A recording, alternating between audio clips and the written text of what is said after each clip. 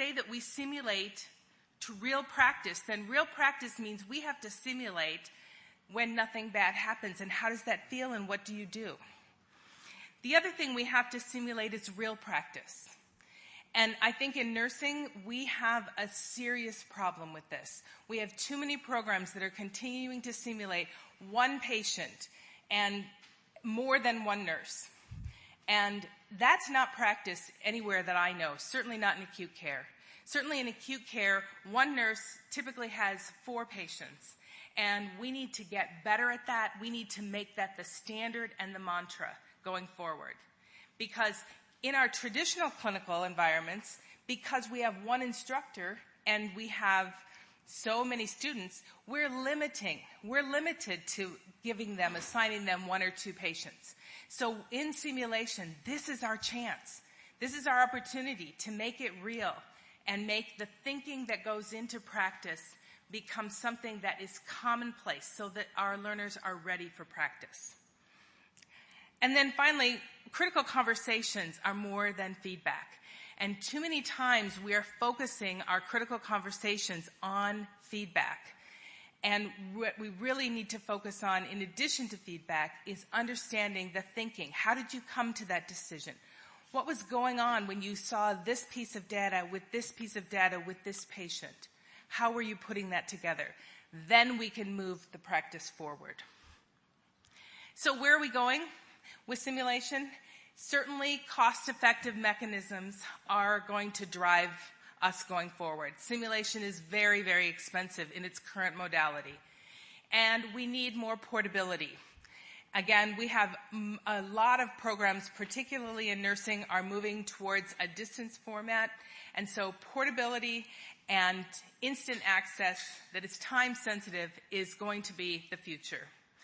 We're going to see a lot more simulation that is tablet and phone based. Why? Because our learners are tablet and phone based.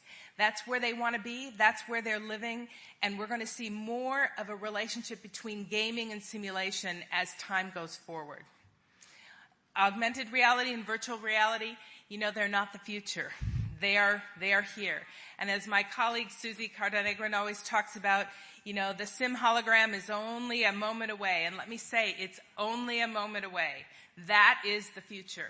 And so these beautiful sim labs that we've created with all of this building space are suddenly not going to be what we need. We're going to need small space with big technology.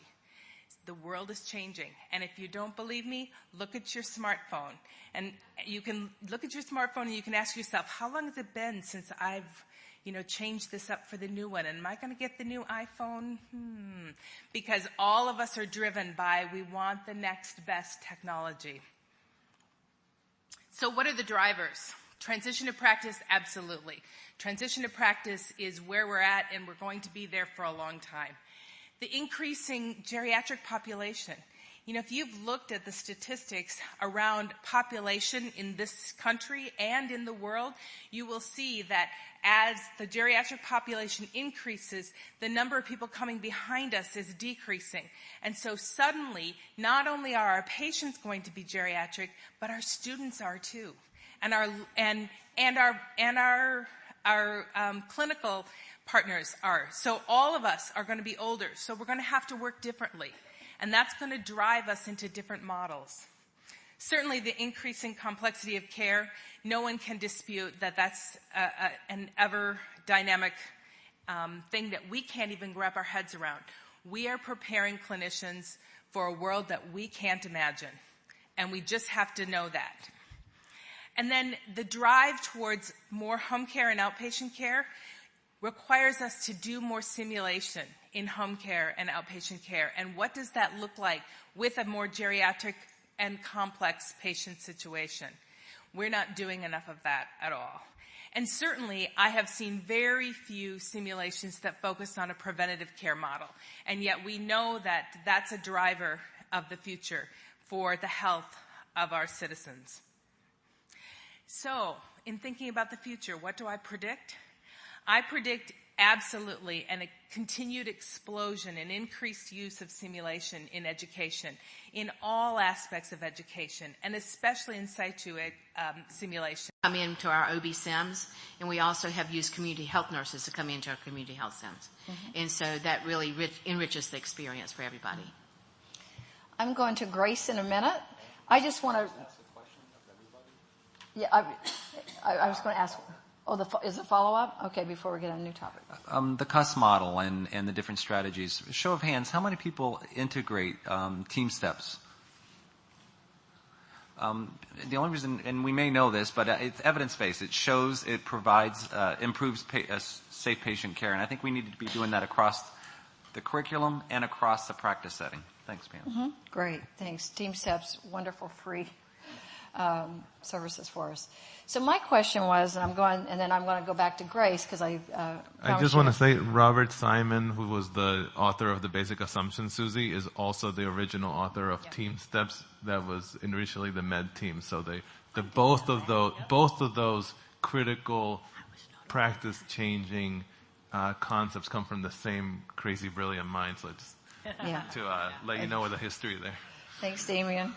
So we talked a little bit, the future. We know the future is, we still see simulations in the future, whether it's different platforms, maybe less mannequin-based, hybrid, whatever.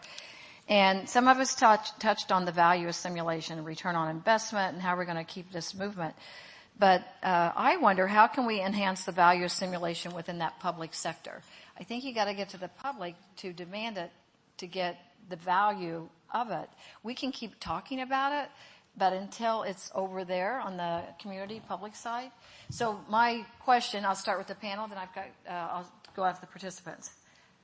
Are there strategies? How can we demonstrate the value or get them to embrace it? I think the real question you're asking is, how safe is your hospital? How safe is your clinic? That's the thing we need to plant into our patients. Okay. And so when we go into our care providers, how many times do we say, what is your safety record? My family does, because I taught them how to do that. But then how do you get to that safety is the methodology, and that's the simulation. So I think that how safe are you in your practitioner? How many times have you practiced inserting this or doing this procedure is about the methodology, and do you train as a team and all those pieces. Those are the questions that we need to make sure that our public understand need to be asked. Not so much about do you do simulation. That sounds like an op-ed. Questions the public should be asking on every intervention being done. Thanks, Chris. I think there's another side to this, too. We've been trying to, in our conversations with students, talk to them about taking the initiative. And instead of waiting for the question, have you done this before, to actually begin with, I'm very confident with this. I've simulated this. I've done this in clinical. I've done this. It's an interesting way to start a conversation. It kind of throws sometimes the patient and the family off guard because they're like, of course, we expect that. But then to have a follow-up with, this is unique, and so you're in good hands today. There's a paper that supports that, patients who are more willing to have someone do their lumbar puncture if you've done it with SIM. And that's where I would take it, Pamela, really practically. The idea that the healthcare providers of today and the future are the future patients, I think starting with us is, I think, with a place to start. And I think right now we have a branding problem in terms of simulation. I don't think educators or students really necessarily value simulation time as highly as they should. Yeah. And so I think that we really need to think about how do we communicate that at the time. And I have seen some schools advertise, like, come to this school, we do SIM. I think that's the place to start, and it goes throughout contextualizing this educational practice. I love the notion starting with the healthcare providers. Or I think I take Uber all the time, and Uber, I'll get a driver. They've done 1,042 trips. So that tells me he's probably going to find me, or she, whoever, that's pretty good. And I always say, are you new? I mean, yeah, you can tell. But how many healthcare? I have done this venipuncture 863 times. I know we're not going to do that, but maybe part of our language we start reflecting that. Susie, you had a comment on this. We'll go back out. So to help us all, the movie that Lance Bailey very kindly